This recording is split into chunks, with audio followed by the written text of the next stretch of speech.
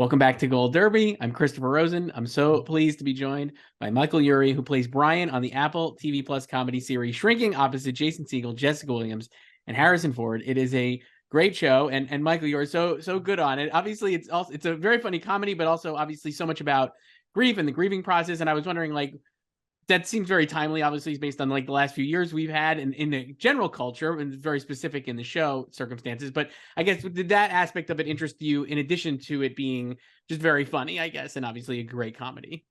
Yeah, what I loved about the show from the very beginning was how the grief was treated with such care and humor.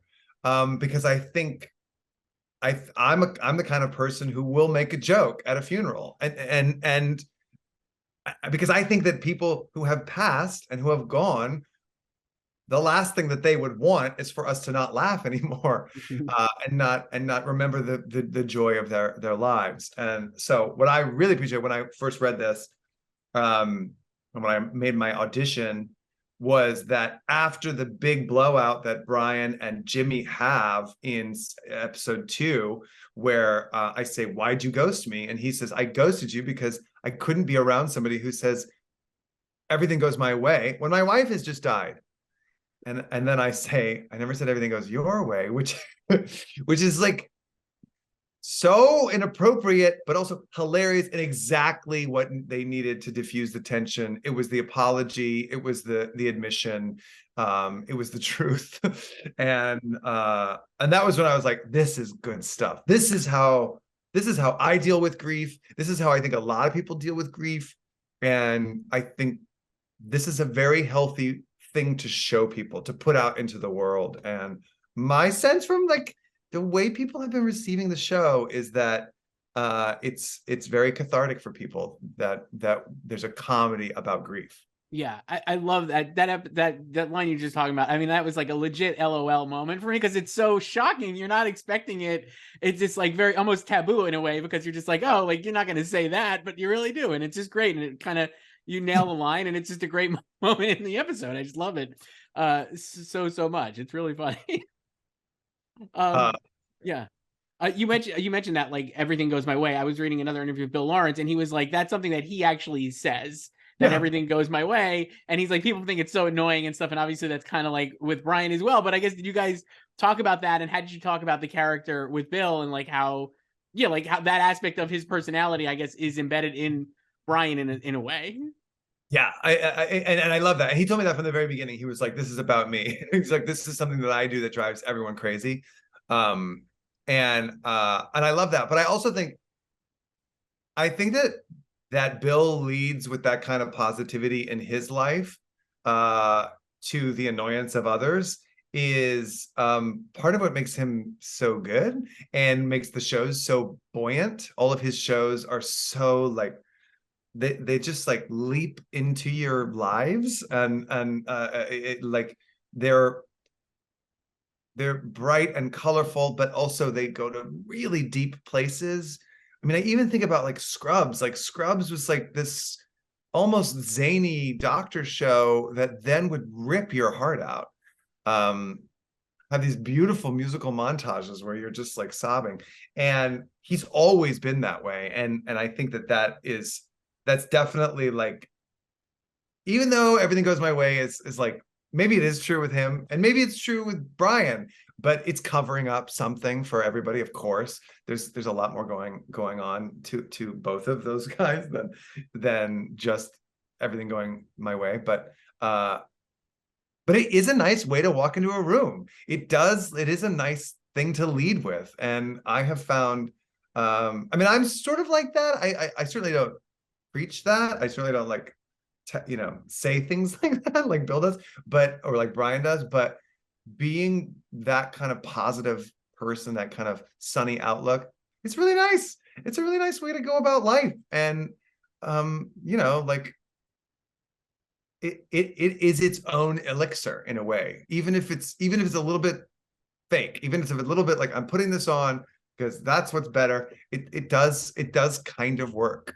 Yeah. You mentioned something there too, talking about like, I guess the show and like Bill's success, like the Scrubs and all these different things. Watching this, one of the things, another thing I really love about Shrinking is, and I think this goes to like all like the ensemble, but it feels, I mean this in like the best way. It feels like a show that's been on for like a couple of seasons already, because the cast is so, like, the chemistry is just immediately there. Like, there was no seeming growing pains, right? Like, a lot of times you watch a show and you're like, oh, the pilot's like a little slower, it's going to be a little different from the pilot. Like, even like, I mean, I'll like just think off the top of my head, like something like Succession. If you watch the first episode of Succession, which is great, later on it's a much different show. Like, they've obviously gotten into the characters and the writing. This show, I was like, oh man, like minute one, everything is like really great, and like as the new like your character comes in, all these different characters coming in, it feels like there's like a real camaraderie and stuff. Is that from like the writing and Bill, or is it that just you guys as a cast are so, like, did you have time together? Like, how did that work out? Because I just think the chemistry is great. You know, that's such a nice, thank you. That's so nice. I think the writing is a huge part of that. The fact that the characters, it's sort of like the show picks up in the middle of these relationships. I mean, it does. It picks as many do. I mean, there of course there's the shows where it's like, you know, somebody walking in, you know, Diane Chambers walks into Cheers for the first time, and that's the first episode. Like, like for every one of those, there's all these shows where people have like been embedded in each other's lives, and this show was not only that; it was not only like people who've known each other for a long time, but they didn't tell the audience how we like. They didn't like. There wasn't a lot of backstory given. It comes out as it goes along, and sometimes you don't even know. It's just like they know each other, and I love that. I love like I'd get a script and I'd be like, oh, I know Gabby. I'm old friends with Gabby. That's so cool. I had no idea, you know, like, and I think that's kind of a secret weapon. But I also think that made it easier for all of us to just jump into a camaraderie, because we didn't have to play any of the awkwardness of like getting to know each other as characters. But yeah, I was like 1, 2, 3 best friends with Jason Segel. Like I didn't know him. We'd maybe met once. I think we met once at a thing, but I felt like I knew him, and I knew people who knew him, and I'd seen him in so many things. So like he was very familiar to me, and then we were automatically playing best friends, and it felt right. And Jessica Williams is an incredible improviser, which is like immediately, you know, immediately engage, immediately yes and everything, and that's an easy thing to work with. And everyone's really nice. And again, Bill sets an incredible tone from the very beginning. So the sense on set is family, and is everyone does their best work, and there's not a lot of no. There's not a lot of no, don't do that. It's always yeah. It's, you know, and it's always yes and. It's always yes and. Right. And I think that all really helps with the chemistry. Also, really good actors, by the way. They cast some really good actors. Yeah. Even, you know, like even like the people who just pop in and out, the patients, they're all just so good. And the young people like Lukita is so good and so real. It's always easier to be with, you know, to be in real situations. It's always easier to like find chemistry in real situations on screen.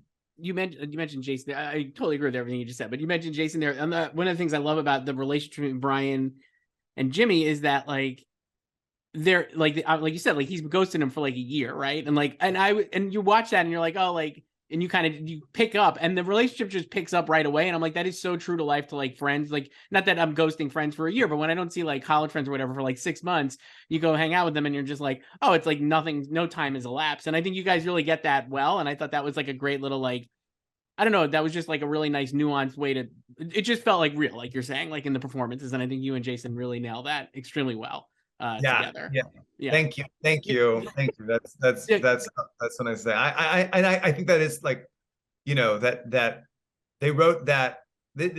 Yes, they have to like get over the hurdle of becoming friends again, but they wrote beautifully that they do it right, and without any real, you know, they deal with it, and then they're friends again. And so much so that Brian knows he can make that crazy joke and Jimmy will laugh, and it will be the apology everyone needs. You have a great moment with Jason too, where where Brian's going to propose, and you have him singing "You Are So Beautiful." It's that episode is great, obviously, and there's a lot of funny parts, but that is just such an unhinged scene, and it just keeps escalating. What was that like, I guess, to do that? And like, was there a lot of, like you mentioned, like Jessica Williams does improvise? Is there improvising throughout, or like how does that, like, was that, did you like know how Jason was going to be singing, I guess, the song? Like, how did you rehearse that sequence? Because it's very funny. We didn't have to rehearse. That's something that like sometimes you can just like go and like try things. Yeah. That one kind of had to rehearse. It was a special effect, and like we just shoot it from all these different angles and all that stuff. And there were all the background actors, but so that one we kind of rehearsed. I think there was a little bit of improvisation, or we would sort of figure out like how do we want the tempo, and like when does he come in, and when do I, and when does the vomiting happen? So we had to sort of choreograph all that stuff. But when my biggest memory, well, really when I watched the show, because like we, you shoot everything in pieces, and we shot that scene over a few days. And so what I thought was so amazing about that episode, Randall Winston directed it, by the way, and it's so funny. But then when you watch the episode, it's so sad that party sequence, and that he's remembering that whole thing, that he's remembering the old party, and that Jason was able to hold all of that and play big comedy, is such a testament to him as an actor, and the writing and the direct, really all of it. But that Jason was able to like not only play the memory of Tia and the previous parties that they'd thrown, play the drunk, and then play this, and like be able to like navigate this big comedy. I don't think, and then also Harrison being stoned. I cannot think of another example of an actor being that good at being sad drunk, and an actor being that good at being new stoned. Because Harrison's playing, he's playing that he's never been stoned before, basically, which is not true. And he's doing it. It's so real. It seems like a guy who's an 80-year-old man got stoned for the first time, and Jason seems like a 40-year-old man who's depressed and drunk. It's so real. It's like I can't think of better examples of that than those guys in that scene. So that's something like I knew it was happening when we were shooting it, but it wasn't until I watched it back that I was like, this is so, it's so profound. Yeah, it's great. It's really great. It's fun that you get to. I like that you like know it's, you know what I mean. Like sometimes you're like, actors are not going to be like watching this stuff. I like that it's good, because it is good. You mentioned Harrison Ford, obviously, like not to bury the lead. It's Harrison Ford. Everybody loves Harrison Ford. He's freaking Indiana Jones, right? And Han Solo. And I know you've talked about like kind of working with him on the set and stuff. I think your comedy styles are a perfect blend, because you have obviously such a great energy, and he's playing like Grump, right? Like that's kind of like his shtick on the show, and he's just so good. I guess what was like, what was it like? When did you realize, like, I guess, did you know right away that you would be a good comedic match in the opportunities you had together and scenes together, or like what was that like for you? I guess when did you realize that? I guess I had a hunch, okay. Because a lot of people, I had a hunch because a lot of people are like, I've heard a lot of people say he hasn't done a comedy since Working Girl, or like he doesn't do comedy, and I guess he does more drama. He does do more drama. And there were people who were like, is he even funny? Is he going to be funny? And I just want to be like, are you crazy? Han Solo is a comedy. Indiana Jones is a comedy. Like those are comedies. Mm-hmm. Everything we know about him stems from these two funny characters. Yeah, he went on and played, he did Witness and Mosquito Coast and The Fugitive. I mean, he did these like very serious movies, but like he comes from comedy. That's what he's you plop Harrison Ford in Star Wars and he was funny. You plop Harrison Ford in Indiana Jones, he's funny. So like I knew he could be funny. That was not a surprise to me. And I also like knew from watching those movies, not just those movies, but many of his movies over and over and over again. I knew that like I knew that I wouldn't be surprised by what he was throwing at me, because, and even, I mean, he still does surprise you, but like you're watching, somebody, you have I feel like I could build the AI of Harrison Ford. board, you know, like I could help build, like I've seen so many of his movies, and I could build like, oh, we would do this face here and do that face here, but he still surprised me, and he still, what I didn't know was how he did it. I guess that's the difference. It's like I knew what he did. I was aware of, like, you know, I was aware of his timing. I was aware of his crankiness, you know, like I could put all of that together. But what I didn't know is the way in which he crafted it. And we were doing a scene.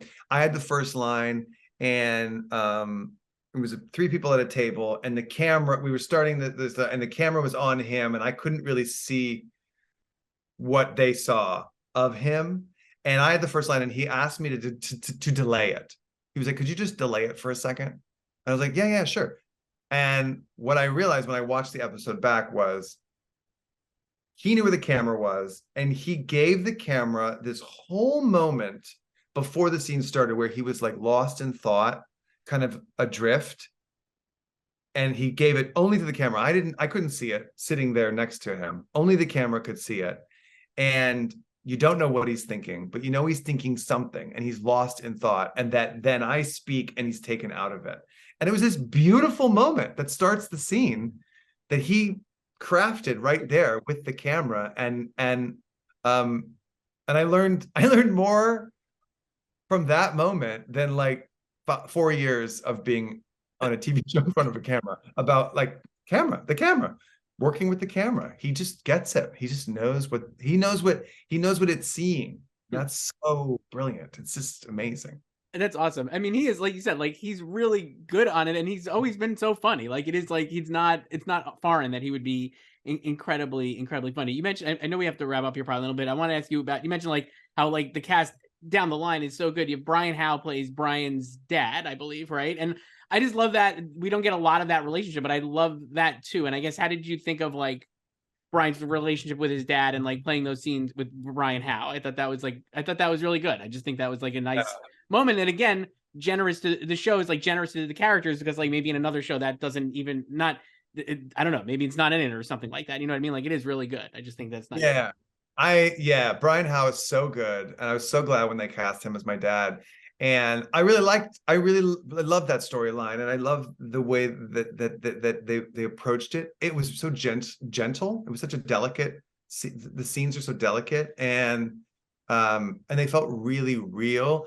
And I love that Brian is surrounded by straight people. I mean, he has his partner, but I'm a person who is usually around straight people. A lot of my best friends are straight women, straight men. And I also have gay friends, but like I think that's a real thing, and I love that we're exploring that. And I also, you know, you see a lot of gay characters who have mommy issues, or either they're best friends with their mom, or their moms, you know, whatever, their moms wanted a strapping son or whatever. They have like mom things. You don't get to see the dad thing very often, and you don't get to see like this kind of relationship where it's like it's a good relationship, but it's not a great relationship. Right. It's not a completely transparent relationship. Yes, they have everything, but they're not exactly on the same page. There's no lies going on. There's nothing, it's just like, we're not quite on the same page. And I think that's very real for a lot of people, gay, straight, whatever, that have relationships with their parents where they're like, not quite in sync. And it's not a bad relationship, but it's not, you know. And this was a great example of that nuance. And you know, as these writers are so good at, the nuance was everything. And you see yourself. When there's nuance, you're able to really see yourself. The more like bold and specific something gets, the less I think an audience will relate to it. And they're so good about that in this show, about making specific characters have universal lives. Right. And I guess last thing, and obviously the show's coming back for a second season. I know Bill Lawrence has said like they had like a 3-season arc in mind, him and Brett Goldstein or whatever it is. Do you, like, when you're cast, do they tell you like what the general arc is for Brian, like into season 2, or like how much you know, or like, not that you're going to spoil it, I wouldn't even ask you to do that, but I'm just like, how much do you know about like where the character is going based on, I guess, like, yeah, how much do they tell you, I guess, or like what are you expecting? like from that? I don't know. I Okay. not much. I really don't know. I don't really know anything. I mean, Okay. I know uh that, what did he say? Season 2 is about forgiveness. I think that was it, right? Season 2 is Ah, about forgiveness, or I'll find it, but yes, he did say that, and then something else. Yes, obviously, you yes. know more. You know as much or more than I do. But what I know is that I really trust them, Okay. and that I was that every time I'd get a new script, it's like Christmas morning, and they don't, I think that they'll let us in when it's time. They'll let us. I'm sure that Jason's super involved, and Right. but I have full faith that, like, I'm gonna have great stuff, and that all these characters are gonna take the next step, um I can't wait. I'm sort of like, the less I know, the better, because then when I read the script, it's just gonna be it's gonna feel like, that's what it's like when you read a script and it feels like you're watching the episode, you Mhm. know. So I don't want to know too much, actually. I love your enthusiasm for this project is great. I love the show so much, and it's just great. Michael Urie plays Brian on Shrinking. All the episodes are on Apple TV Plus. Thank you so much for doing this. I appreciate it. Thank you, Christopher. It's so nice talking to you.